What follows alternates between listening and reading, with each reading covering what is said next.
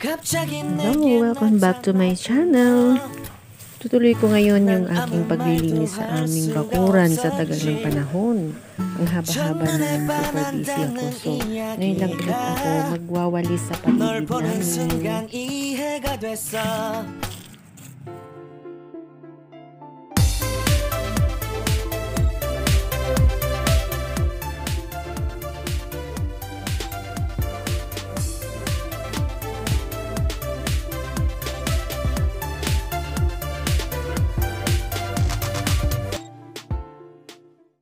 Tara guys, magwalis tayo.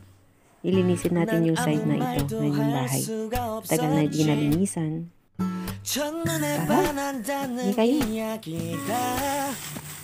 Makikita natin maraming nahihalo mga plastic dito sa winalis ko. So, pag-iwalagin ko ito ngayon, tatanggalin ko yung mga plastic, i-segregate ko. Kasi every Wednesday dito sa amin, in-schedule yung pagkuha ng mga plastic. So, kailangan kunin ko na ito at iipunin ko, ilalagay ko sa isang lalagyan para sa pagkuha nila sa Wednesday, ready na siya.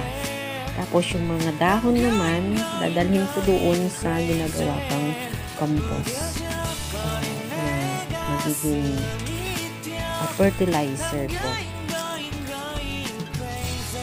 Kaya ako sinesegregate itong mga plastic from the biodegradable para kasi hindi nila kukunin yung mga basura pagka may halo-halo. So, kailangan may segregate. So, lahat-lahat ng mga kailangan i-segregate, lalo ng mga plastic, ganyan, pagsama-samahin lang.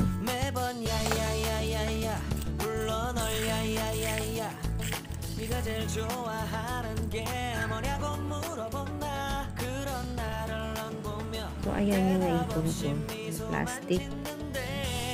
Ilalagay na natin sa supot. Ito yung mga naipon ko mga plastic at tapon naman sa Wednesday.